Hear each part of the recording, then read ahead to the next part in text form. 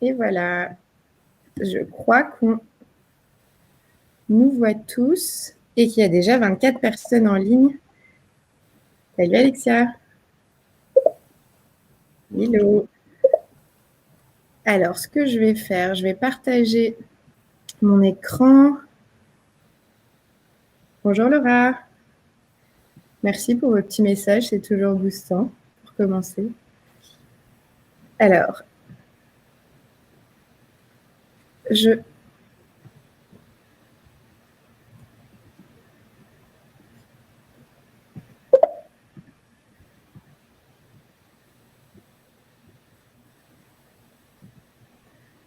normalement, vous voyez l'écran? Oui. Super, et je vais le mettre.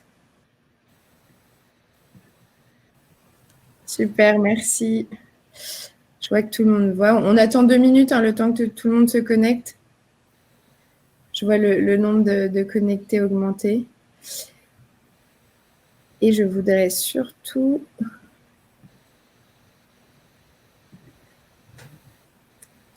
faire l'inverse pour qu'on voit plus nos têtes que celles du PowerPoint.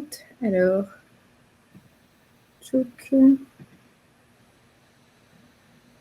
super. Super. On va commencer tranquillement. Je pense que, ouais, il est 11h02. Je vais introduire doucement.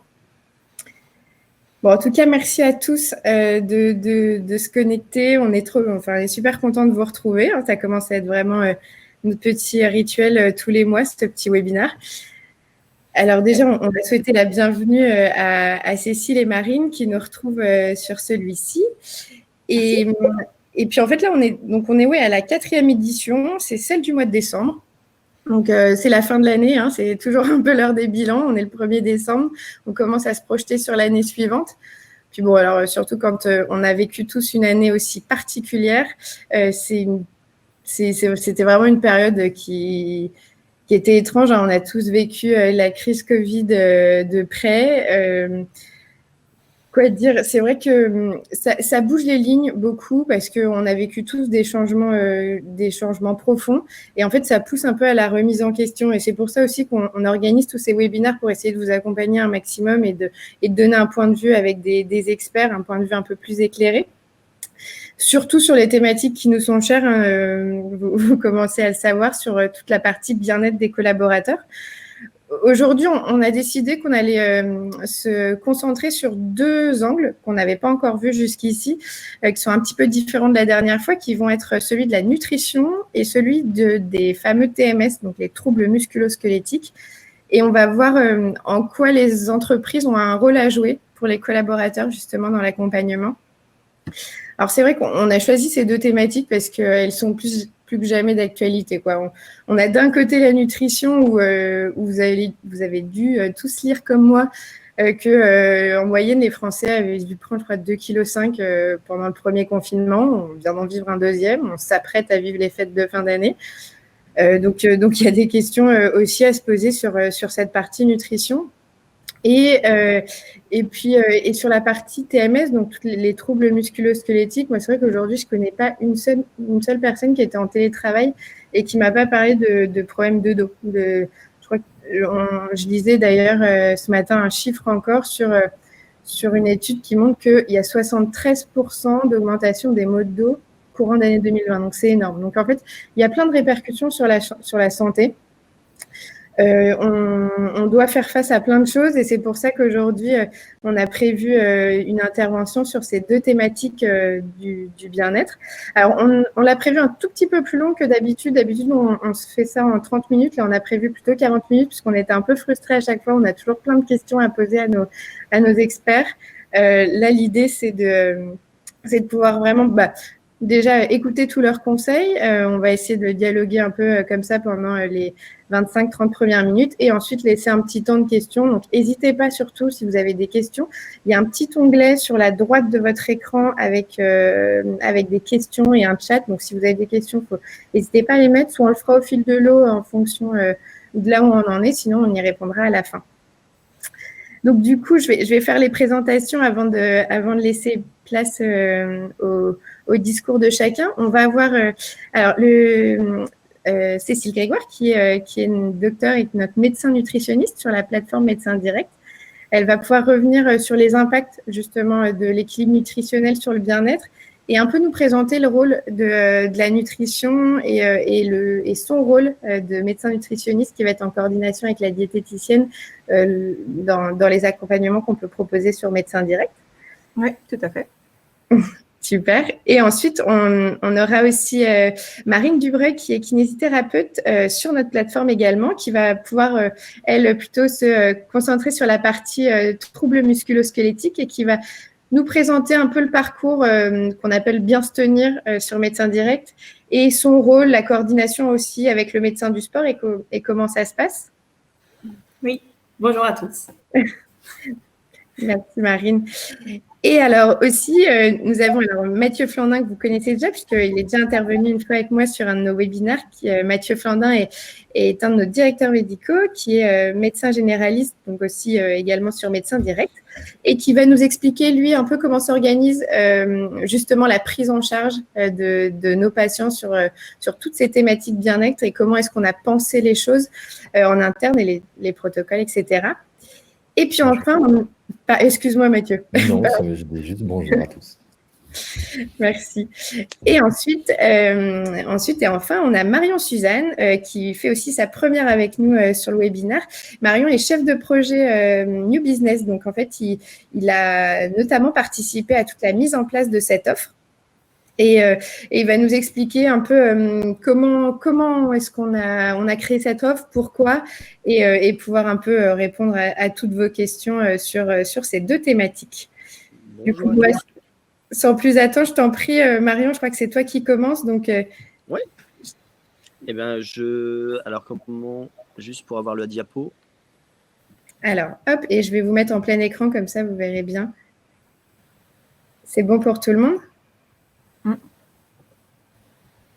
Donc, les petites présentations sont faites et on va passer directement à l'introduction. Je t'en prie, Marion, merci. Parfait. Donc, bonjour à tous. Oui, on va peut-être prendre quelques minutes au début juste pour introduire un petit peu la suite et pour vous expliquer un petit peu comment s'est construite l'offre bien-être qu'on vous présente aujourd'hui. L'offre qu'on a voulu développer chez Médecin Direct, on est parti de deux constats sur cette offre-là. C'est-à-dire qu'on est parti des problématiques de santé des Français et on est parti aussi des problématiques de compétitivité qu'on retrouve dans les entreprises. On a eu de nombreuses études dans les dernières années sur le bien-être, sur l'engagement des salariés qui sont sortis avec comme objectif final de chiffrer, d'analyser un petit peu la compétitivité que peut amener l'amélioration de l'engagement des salariés et la réduction de l'absentéisme. Les statistiques qui sont parlantes également, hein. On voit que 90% des Français sont concernés à un moment ou à un autre par le stress dans leur vie pro, dans leur vie perso. Qu'on considère qu'il y a 3/4 des Français qui ont une activité physique qu'on juge insuffisante pour leur bonne santé. Et des statistiques comme, là on voit qu'un cinquième des décès dans le monde sont liés à une alimentation qui a été dérégulée, ou en tout cas déséquilibrée. C'est une statistique large, c'est sûr, mais l'objectif est de montrer, et ça montre bien, que ce qu'on mange, la façon dont on fait du sport et le stress dont on peut qu'on peut avoir a des conséquences sur notre physique, sur notre mental, et donc des pathologies potentiellement associées par la suite. Différentes études, hein, une des plus connues qu'on voit souvent apparaître dans les documents, c'est l'étude ISA qui date de 2011, qui nous disait à cette époque-là déjà qu'un euro investi en termes de prévention dans les entreprises, c'était un retour sur investissement jusqu'à 2,20 €. Il y a eu d'autres études depuis, même plus centrées sur la France, puisque l'ISA était une étude internationale. L'étude, je pense à l'étude, c'était Mozart Consulting, plus récemment en France, qui estimait autour de 13 000 € par an et par salarié le coût du désengagement des salariés, donc une manne financière importante. Et donc il y a, de ce point de vue, de la compétitivité à aller chercher du côté des entreprises. C'est pour ça que chez Médecins Directs, l'idée a été de répondre à cette problématique-là, à toutes ces études, en proposant des accompagnements sur diverses thématiques, que ce soit santé mentale, physique et diététique, dont on va parler aujourd'hui. Tu peux passer la slide. Oui, c'est bon. Super, merci. Et donc, par-dessus ce constat un petit peu, est arrivée la crise du Covid, que l'on connaît, qui a accentué toutes ces difficultés qu'on peut avoir. Il y a un climat anxiogène qui s'est installé, hein, clairement, d'autant plus avec le confinement ces dernières semaines, une peur d'attraper le virus, évidemment. Mais surtout, à plus long terme, il y a des maux qui se sont installés, que ce soit dans des problématiques de sommeil, une prise de poids, Magali l'a cité, due à divers facteurs, hein, je suppose, hein, que ce soit un manque d'activité physique parce qu'on sort plus de chez soi, une alimentation qui s'est dérégulée parce que pour X ou Y raison, et donc des conséquences associées, évidemment. Et donc, la crise du Covid, de ce point de vue, est un accélérateur, un révélateur que la santé, dans son sens large, hein, peut influer, que ce soit sur la vie privée ou la vie professionnelle. Et donc, il existe un continuum entre ces deux aspects. Et donc, c'est que la prise en charge doit évidemment être globale et pas uniquement par rapport à une activité professionnelle ou personnelle. Ce qui n'était pas forcément dans la culture d'entreprise française, de prendre en charge et d'être proactif sur ces sujets en proposant des accompagnements aux salariés. Il y avait quand même une tendance de fond ces dernières années, hein, qu'on a vu se développer avec quelques démarches, que ce soit de la QVT en termes de santé ou autre, qu'on a vu apparaître dans les entreprises, mais qui a vraiment été mis au goût du jour par la crise du Covid et qu'on voit maintenant fréquemment apparaître dans les cercles RH sur des problématiques santé et de recherche des solutions. Et donc, c'est le constat qu'on a fait avec Médecins Directs et c'est la solution qu'on a voulu proposer aux salariés comme aux entreprises, de développer des offres thématiques, permettre aux travailleurs au sens large, salariés, cadres, dirigeants, on est tous concernés, d'être acteurs de leur santé et d'avoir un accès à des prises en charge dédiées sur ces thématiques. Prise en charge que je ne vais pas laisser passer la main à Mathieu pour vous en dire un petit peu plus sur le sujet, sur la façon dont on a pensé ça chez Médecins Directs. Oui, tout à fait. Merci Marion. Bonjour à tous. Effectivement, pour rebondir sur ce que disait Marion, on a souhaité, au travers de cette offre, passer d'une offre purement curative. Aujourd'hui, on fait de la téléconsultation, on la fait très bien, on est reconnu pour la qualité de nos prises en charge et voilà, on souhaite évidemment poursuivre sur cette voie-là, mais on a voulu s'ouvrir un petit peu à une démarche plus préventive. Voilà, en partant du principe qu'en étant actif en amont, on pouvait diminuer les pathologies en aval et donc, in fine, pour les besoins de l'entreprise, réduire le risque d'absentéisme. Comment vont se passer les parcours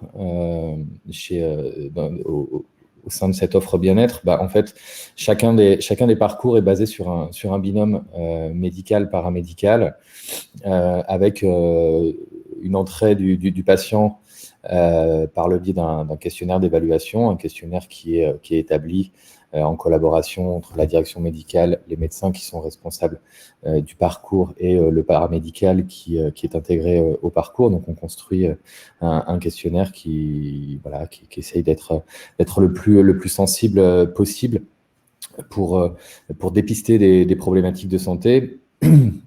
En fonction des résultats de ce questionnaire, des réponses à ce questionnaire, le patient va être pris en charge par un professionnel paramédical dans un premier temps, que ce soit un diététicien, kinésithérapeute, le psychologue pour l'offre bien pensée, avec la réalisation d'un bilan individuel et la mise en place d'un programme d'accompagnement du patient.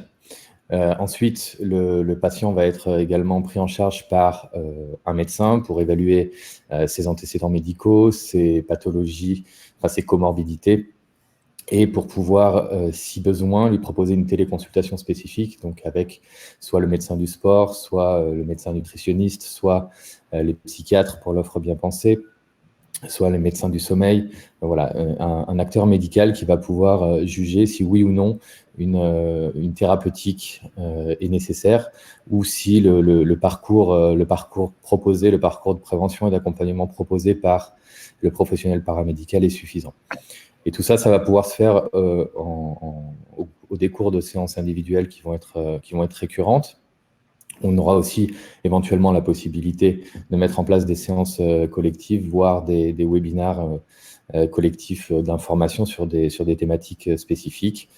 Et à l'issue du parcours, on va réaliser un compte-rendu individuel qui reprendra le bilan initial, le parcours de prévention et d'accompagnement et l'état, on va dire, final à l'issue de la prise en charge par le binôme médecin-paramédical. Je vais assez vite passer la main à nos experts, à Cécile et Marine, pour qu'elles aient le temps de présenter un peu plus en détail leur parcours. Merci Mathieu. Oui, on va commencer sur la partie nutrition avec Cécile. J'avais une première question, Cécile, sur justement comment est-ce que on considère l'impact de la nutrition sur le bien-être aujourd'hui? Alors, c'est une question qui est vraiment hyper large, donc on ne va pas tout à fait rentrer dans les détails, mais clairement, il y a déjà deux voies d'impact principales. Il y a l'impact par la qualité de l'alimentation, c'est-à-dire vraiment ce qu'on va pouvoir mettre dans nos assiettes, et il y a l'impact avec le comportement alimentaire, c'est-à-dire vraiment la façon dont on va manger les aliments, en fait. Donc, je sépare un peu ces deux impacts, vous allez voir pourquoi derrière. D'abord, la qualité alimentaire, on sait qu'aujourd'hui, on a des maladies qui sont très en lien avec la nutrition, toutes les maladies cardiovasculaires, les intolérances alimentaires, les cancers, le diabète, les maladies auto-immunes. On sait que les carences peuvent entraîner vraiment des pathologies vraiment médicales, en fait, physiques, les carences en macro, en micronutriments. On peut avoir, en fonction de la qualité de son alimentation, des hypoglycémies fonctionnelles aussi qui peuvent avoir un impact physique sur notre état de santé. Et puis après, on sait aussi aujourd'hui qu'il y a des pistes avec un impact psychique, du coup. On a certains aliments qui peuvent vraiment entraîner notamment des dépressions. On sait qu'il y a un lien entre alimentation avec des aliments très raffinés et dépression et anxiété. On a aussi chez les enfants, du coup, qui consomment des additifs de façon importante, des enfants qui sont hyperactifs. On a des études là-dessus. Donc, on sait que la qualité alimentaire peut vraiment avoir un impact sur le psychisme. Et puis, en même temps, on sait que l'alimentation, ça peut réconforter, que clairement, ça peut avoir un impact positif. Quand on a passé une journée un peu pourrie, on mange du chocolat, ça nous fait du bien. Et ça, c'est des choses qui sont finalement normales. L'alimentation est un vrai régulateur émotionnel. Donc, on peut avoir un impact positif et un impact négatif à travers la qualité de son alimentation. Et puis après, évidemment, il y a les problématiques liées au comportement alimentaire. Donc ça, c'est autre chose. Évidemment, ça, c'est en fait l'ensemble des conduites vis-à-vis de la façon dont on va consommer les aliments. Ça peut entraîner une prise de poids avec toutes les complications qu'on connaît derrière, métaboliques, mécaniques, cardiovasculaires, et également une perte de poids, du coup, pour les sujets qui ont plutôt tendance à la restriction. Donc ça, c'est vraiment les impacts majeurs qu'on peut retrouver en lien avec l'alimentation. Mais du coup, c'est vrai qu'on a presque l'impression de sous-estimer tout ça, parce qu'on pense bien évidemment à de la prise de poids, mais on ne pense pas forcément à toutes les pathologies, les comorbidités que ça peut engendrer derrière et tout ce qui peut se passer en fait. Et ne serait-ce que, tu disais très bien tout à l'heure, il y a le côté physique qu'on voit directement, et puis il y a tout l'aspect psychologique aussi qui a un fort lien. Et on sait... Je sais que quand on préparait ce webinaire, tu me disais que tu travaillais aussi beaucoup avec notre psychiatre. Il y avait beaucoup de liens sur et la nutrition et la psychologie, et que les deux étaient finalement très, très mêlés. Ça m'amène du coup à une autre question, parce qu'on a fait un premier webinaire justement sur en quoi le confinement, le télétravail et les nouvelles conditions aujourd'hui face à la crise sanitaire qu'on vit a bouleversé les choses. On a vu que ça avait un impact psychologique énorme, mais d'un point de vue nutrition, comment est-ce que ça bouleverse les choses ? Alors, il y a plusieurs choses. Il y a les patients qui sont déjà fragilisés avec un trouble du comportement alimentaire. Et là, on a vu vraiment de très nombreuses décompensations. Moi, dans ma patientèle, effectivement, j'ai vu beaucoup de patients décompenser leurs troubles alimentaires, les compulsions, la boulimie, du fait de l'anxiété, en fait, qui était générée par la situation sanitaire. Et puis après, on a eu des prises de poids chez des patients qui n'avaient pas de troubles alimentaires initiaux, qui, plutôt dans une était dans une routine alimentaire avant le confinement. Et à partir du moment où on s'est confiné, effectivement, moins d'activité physique, c'est ce que tu disais Marion, moins d'activité physique. On maintient quand même ces 3 ou 4 repas par jour, voilà, parce que si c'est le moment de faire une pause, c'est le moment où on arrête le travail, c'est le moment où aussi on se retrouve en famille. Et du coup, maintenir ces apports alimentaires alors qu'on a une activité physique beaucoup moindre, bingo, on prend du poids. Et donc, on a eu vraiment beaucoup de prise de poids pendant cette période-là. Il y a aussi un autre facteur important, c'est finalement la cuisine occupationnelle ou les prises alimentaires occupationnelles. Je m'embête, je suis au chômage, je me retrouve chez moi enfermée pour m'occuper, je regarde la télé et je mange. Et puis, j'occupe mes enfants en leur faisant faire des gâteaux, des pâtisseries, etc. Et ça a eu un impact aussi important, du coup, sur la prise de poids des patients. Donc ça, c'était pas à négliger. Et puis, ce qu'on a vu aussi, c'est des décompensations des pathologies liées à l'alimentation. Évidemment, nos patients diabétiques, les patients qui avaient des problématiques cardiovasculaires, voilà, les dyslipidémies, tout ça, ça s'est décompensé aussi du fait de la modification de la qualité de l'alimentation. Aussi parce que quand on est angoissé et anxieux, on va manger des aliments qui ont plutôt tendance à être riches et gras. On ne se réconforte pas tout à fait avec les brocolis, on va se réconforter plutôt avec des choses qui sont très sucrées, voilà, sucrées et grasses, et qui ne sont pas nécessairement très intéressantes quand on a des pathologies du coup comme le diabète ou les maladies cardiovasculaires sous-jacentes. Et puis on a vu apparaître des pathologies chez des gens qui ne les présentaient pas avant, comme la constipation, des choses qui sont en lien avec la nutrition aussi, mais je marche moins, je bouge moins, je mange moins de fibres, je me retrouve avec des complications digestives. Bon, ça, c'est des choses qu'on a vu aussi être décompensées sur le plan santé.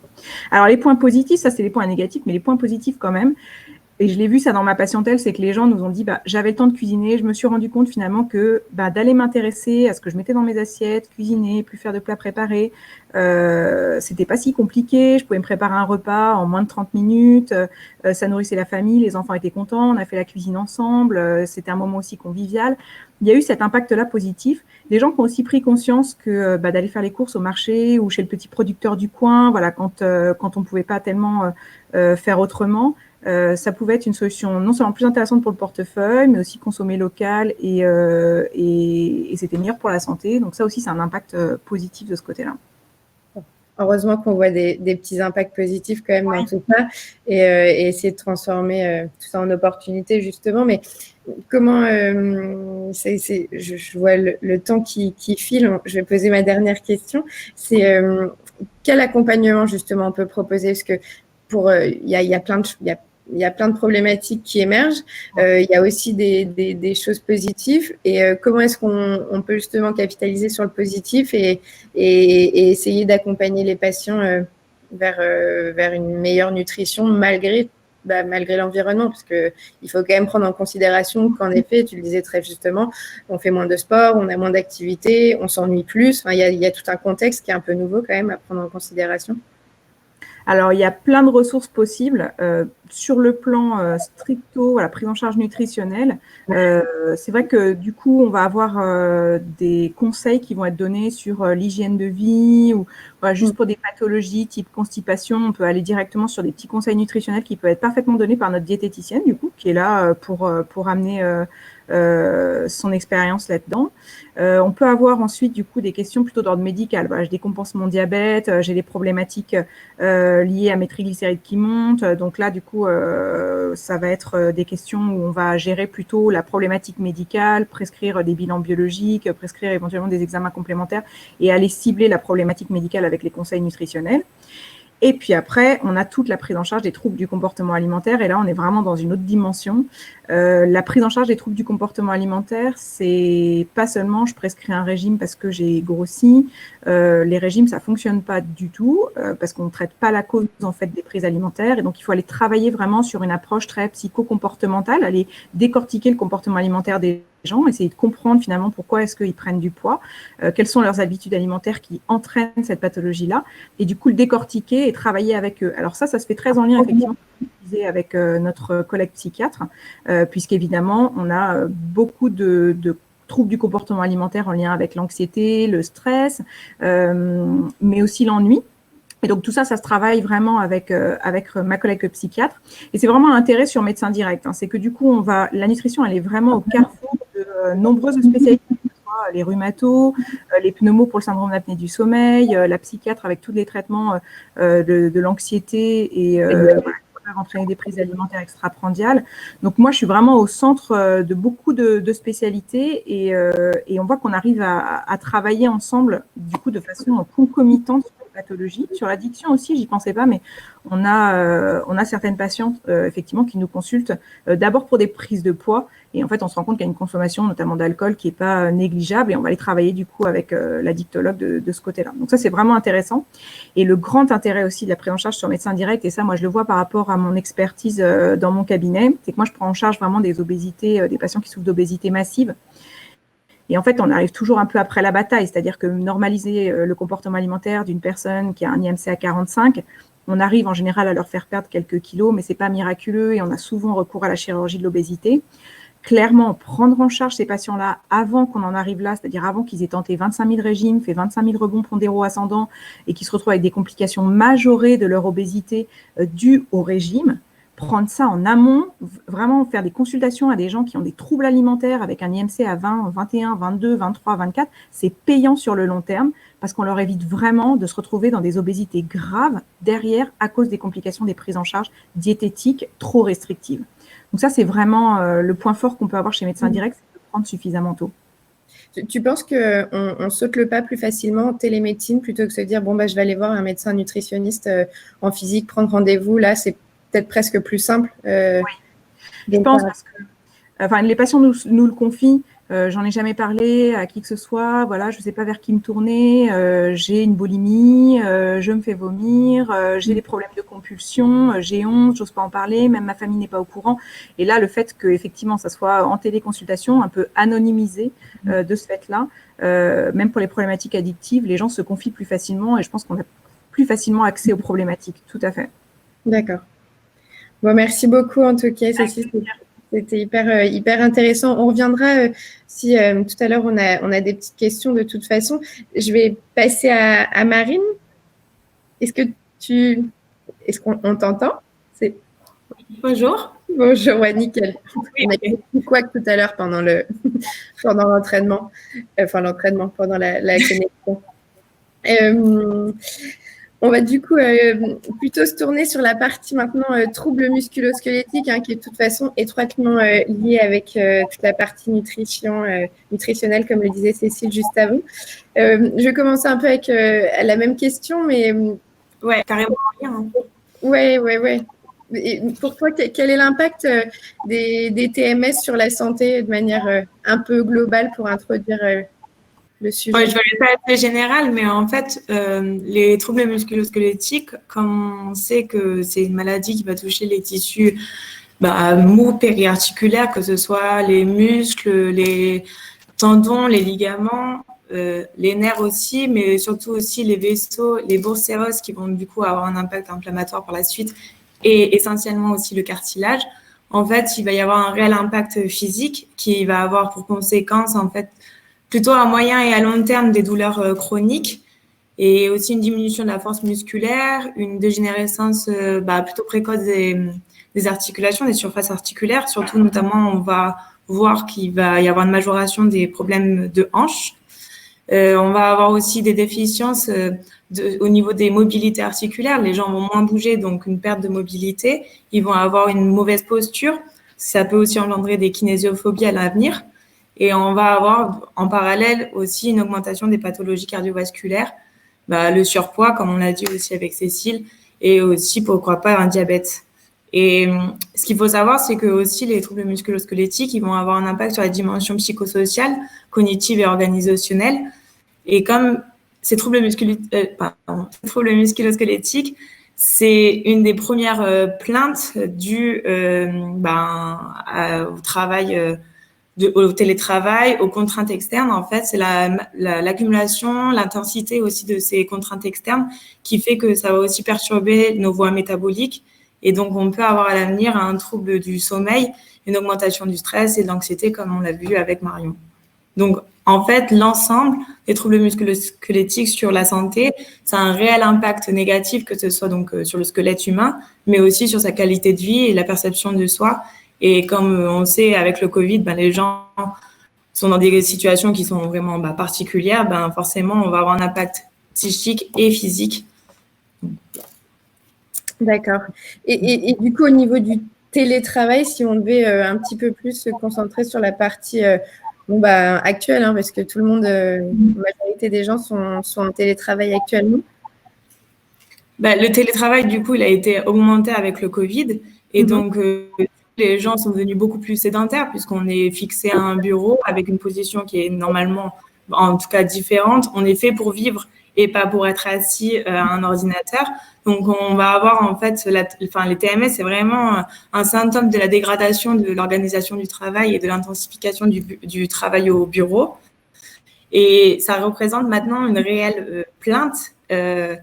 Et donc, ces troubles qui sont diagnostiqués à cause des contraintes, que ce soit à l'ordinateur, que ce soit être assis, en fait, ça va, c'est une réelle, ça a une augmentation, du travail sédentaire, et donc c'est une faible dépense, en fait, énergétique, due aux faibles sollicitations, que ce soit psychologiques et métaboliques.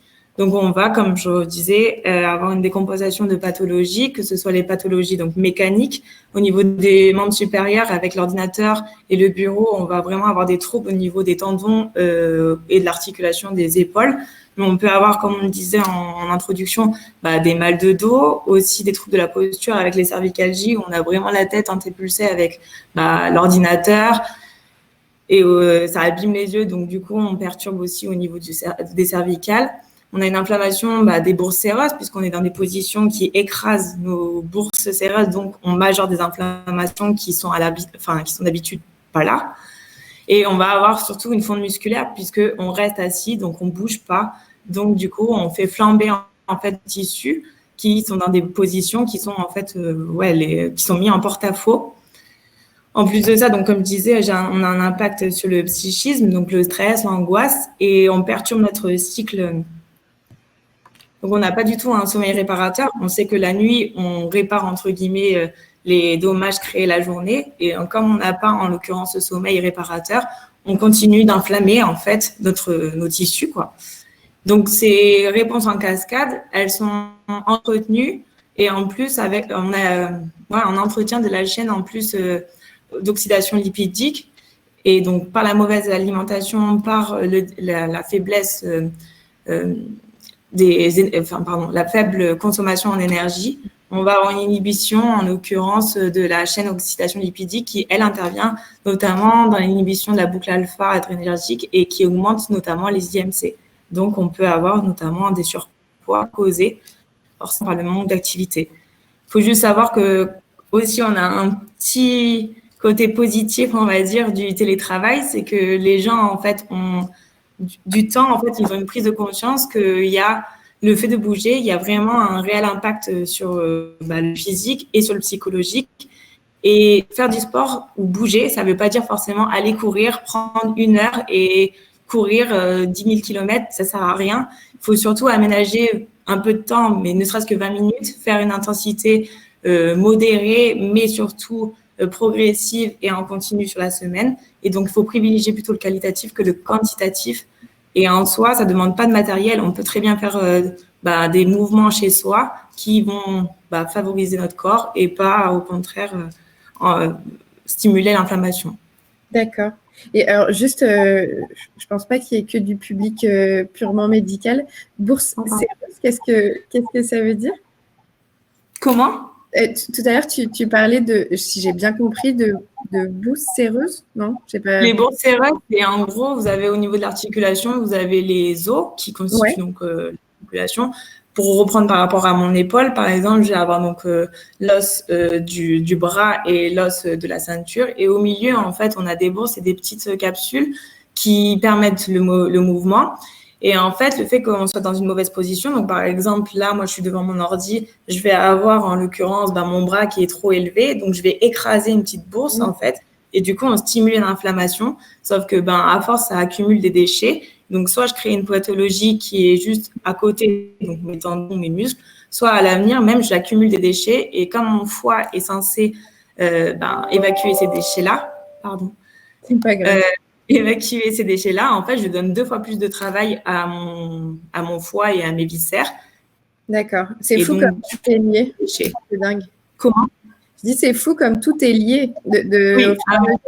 vos interventions, en fait, on a l'impression qu'il y a, tout est vraiment lié et un impact. On a un petit point de départ et pour un peu reprendre vos mots, quoi, c'est vraiment prendre soin de chaque petit détail parce qu'au final, ça peut avoir des répercussions tellement importantes à des niveaux qu'on pourrait même pas imaginer au départ, quoi. J'aurais jamais honnêtement pensé que si je me tenais mal, j'aurais potentiellement des problèmes au niveau du foie derrière, quoi. Éventuellement, si je picolais trop, oui, mais pas ok. Je vais passer à l'autre question, parce que je vois qu'il est déjà 36, mais c'est tellement intéressant, on a trop de choses à se dire. Est-ce qu'il y a des choses qu'on peut faire pour prévenir l'apparition justement de tous ces troubles? Est-ce que justement, toi, dans ta pratique sur Médecin Direct, comment est-ce que tu aides, comment tu accompagnes? En fait, comme l'avait dit Mathieu, comme on va passer par un bilan, on va avoir une prise en charge qui est plus ou moins spécifique en fait. Et donc, du coup, comme je l'ai dit, les TMS, ça va avoir elles sont conséquentes, de contraintes externes. Donc, moi, déjà, je peux intervenir en identifiant, en fait, toutes les contraintes externes qui peuvent être appliquées sur le patient. Donc, du coup, on va les identifier et à partir de là, on va pouvoir essayer d'échanger et surtout de voir si on peut, soit pallier à ce déficit et essayer de trouver, vraiment j'ai perdu mon mot. Essayer de trouver des compensations, soit carrément essayer de les éliminer. Et donc, le fait d'avoir identifié ensuite ces troubles, moi aussi, avec le bilan, en fait, je vais pouvoir évaluer aussi les déficiences avec lesquelles parle le patient parce que on est tous différents, on évolue tous de manière différente. Donc, est-ce que ça peut être un problème musculaire? Est-ce que c'est un problème de posture? Est-ce que c'est un problème articulaire de déficience de mobilité? Donc, par mon bilan, en fait, je vais avoir une évaluation et une somme de ces déficiences. Ça me permet d'avoir un support avec mon patient. Je vais le rendre actif dans sa rééducation. En plus de ça, bien sûr que le bilan, ça va être aussi un support d'échange avec le médecin parce que du coup, on va pouvoir voir s'il y a une évolution, si au contraire, là, ça va pas, il faut réadapter. Et après, moi, je vais intervenir aussi au niveau de la prophylaxie. Il faut que j'impacte, entre guillemets, sur la prise de conscience du patient. Il faut que je l'informe et le fasse comprendre que son corps, il est fait pour bouger. Parce que le problème, c'est que dans les mœurs, notamment au niveau du mal de dos, les gens pensent qu'on a mal au dos, il ne faut pas bouger. Alors qu'en fait, non, c'est pas ça. Plus vous allez bouger, plus vous allez trouver des mobilités, plus vous allez renforcer ces muscles et forcément, mieux votre dos ira. Et là, pareil, il faut intervenir pour informer et comprendre que le corps, il est fait pour bouger. Donc, après, je disais, on peut avoir aussi donc, une réflexion sur éventuellement la réorganisation environnementale du télétravail. Et ensuite, moi, je vais avoir une initiation aussi au mouvement. Je suis kinésithérapeute, donc du coup, je fais des mouvements. Donc, je peux renforcer, que ce soit, du coup, comme je disais, surtout une approche qualitative et pas une approche quantitative. Ça sert à rien de faire 50 squats si ça sert à rien dans la pratique du patient, avec des muscles qui sont plutôt donc ciblés pour pouvoir renforcer au maximum la position au niveau du télétravail. Il faut avoir donc ces stratégies de compensation aux déficiences. Il faut aussi maintenir et rétablir des capacités fonctionnelles, donc surtout de la mobilité, parce que on s'affaisse, on est assis, on bouge moins, donc on perd en mobilité. Et en plus, malheureusement, avec le Covid, on a vu qu'on était aussi devenu un peu feignant. Donc, du coup, on préfère manger le chocolat que bouger. Donc, malheureusement, il faut aussi comprendre qu'il faut bouger et manger aussi un peu de chocolat, pourquoi pas. Avoir un travail aussi postural pour bien sûr renforcer donc ce dos. Et surtout, et notamment être en collaboration avec le docteur parce qu'il faut apprendre à gérer les douleurs parce qu'il y a des douleurs que les gens ne connaissaient pas avec le télétravail. Et du coup, il faut forcément gérer ces douleurs parce que sinon, ces douleurs deviennent en fait des douleurs chroniques.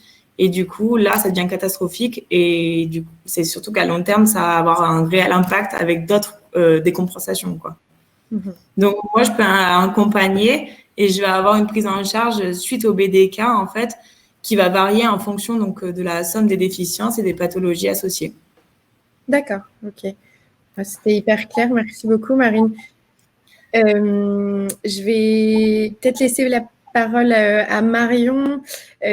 On avait prévu qu'il nous présente rapidement l'offre et ce qu'on mettait en place pour savoir un peu, pour que vous ayez un peu plus de détails, parce que c'est vrai qu'on l'a abordé d'un point de vue patient, d'un point de vue vraiment contextuel pour les entreprises, et on aimerait l'avoir justement quel rôle on peut jouer, comment est-ce que vous, en tant qu'assureur, en tant que DRH, en tant que office manager, on peut proposer des solutions et des parcours pour devenir acteur, en fait, parce qu'on a tous une responsabilité. Alors, bien sûr, en tant qu'être à notre propre niveau individuel, à prendre en charge sa santé et surtout cette partie bien-être, puisqu'on le voit bien, en fait, le bien-être, c'est un peu le point de départ. J'ai le sentiment de toute la santé.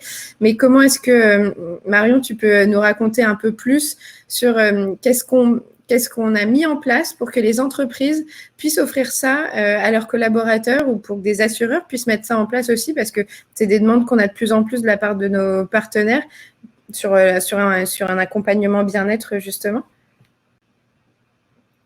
Il faut juste enlever, je crois que tu es encore en mute, peut-être que je peux le faire. Non, c'est bon, excuse-moi, j'avais pas vu. Merci. Tout à fait.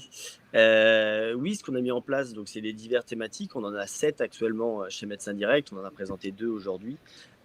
On a en plus la psychologie dont on a déjà parlé dans un autre webinaire. Il y a également tout un aspect plus sportif avec des éducateurs physiques adaptés. Il y a le sommeil, il y a tout ce qui tourne autour de la périnatalité, tout ce qui tourne autour du voyage pour les personnes itinérantes.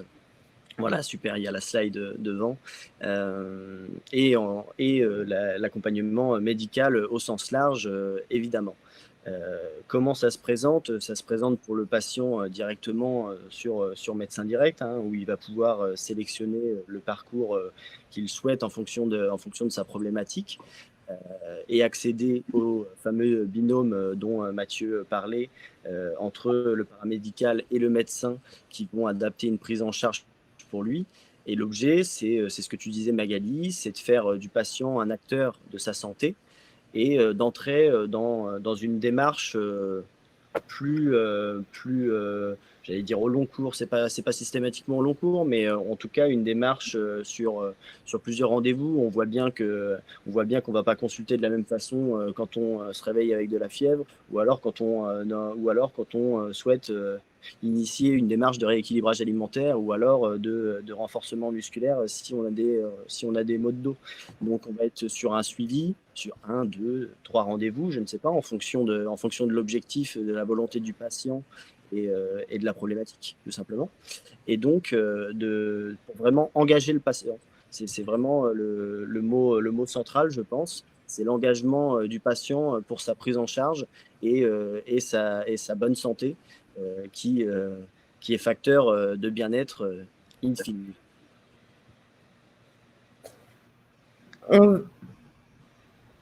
Merci Marion. En effet, il y a un rôle une mission qui est double. Je vais essayer de conclure parce qu'il est déjà 43 et qu'on avait dit qu'on finissait à 40. Peut-être avant, est-ce que vous avez des questions? Est-ce qu'il y a des questions qui doivent être posées? N'hésitez pas, Cécile et Marine sont entre autres là pour répondre à d'éventuelles questions. Sinon, alors, on peut tout à fait prendre vos adresses mail ou prendre les notes et échanger après. On le fera sans problème.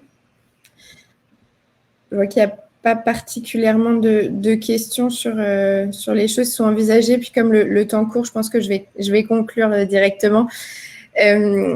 C'était riche. Merci à tous parce qu'honnêtement, plus les webinaires passent, plus on en apprend et plus on tire des enseignements hyper intéressants. Je crois qu'en fait, on a un peu tous minimisé cette période et l'importance à la fois de la nutrition et des troubles musculo-squelettiques. J'ai un peu le sentiment aussi que le retour de bâton aujourd'hui, il est assez violent d'un point de vue santé parce que c'est vrai qu'on peut considérer, entre guillemets, juste le mal manger ou le mal se tenir, mais pas toutes les répercussions que ça peut avoir et toutes les choses que ça peut engendrer sur la santé et des choses qui sont malheureusement très problématiques pour notre santé. Je pense que d'abord, on pensait, honnêtement, pas que ça durerait aussi longtemps, ces confinements, qu'il y aurait une deuxième vague, que là, j'entendais même hier soir que dans certains pays, on parlait d'une troisième vague. Donc je crois qu'il faut pas prendre ça à la légère et essayer de s'adapter à tous ces changements qui étaient assez… C'est un changement qui est brutal quand même. Donc, il faut pouvoir s'adapter. Et puis, une des clés de cette adaptation, je crois qu'elle réside quand même dans l'accompagnement. Il ne faut pas le négliger. Aujourd'hui, c'est pour ça qu'on met cette offre en place et qu'on n'a plus à prouver du coup la légitimité d'une plateforme comme Médecins Directs, parce que on permet justement en toutes circonstances de proposer des solutions à nos patients, des solutions aux entreprises avec qui on collabore, aux assureurs avec qui on collabore. Et je crois vraiment que là-dedans est la clé pour que chacun puisse être accompagné et puis prendre soin de sa santé tout simplement, parce qu'on ne vit pas une période simple. Et du coup, la santé reste quand même l'enjeu. De mon côté aussi, ça commence à sonner de tous les côtés, pardon. Je disais que oui, en effet, la santé commence à être est l'enjeu numéro 1, donc il faut en prendre soin. Merci à tous, merci à tous les 4, Cécile, Marine, Mathieu et Marion. Merci d'avoir été là, merci à tous ceux qui sont intervenus. Pour info, on a écrit, je le rappelle, parce qu'on a écrit un livre blanc, notre super équipe marketing communication fait un livre blanc sur justement le bien-être au travail à l'ère du Covid. Comment est-ce qu'on prend soin de sa santé? Comment est-ce qu'on pousse ses collaborateurs à plus prendre soin de sa santé et quels enjeux ça peut avoir pour l'entreprise? N'hésitez pas, si vous avez besoin, vous pouvez tout à fait mettre votre adresse mail dans le chat, on vous l'enverra, ou bien nous écrire. Je crois que nos adresses mail, de toute façon, sont dispo sur la page d'inscription du webinaire. Et puis, on se tient à votre disposition. Et encore une fois, plus que jamais, on est tous coordonnés, liés pour pouvoir répondre à toutes vos attentes. Merci à tous et à bientôt. Au revoir. Au revoir, merci.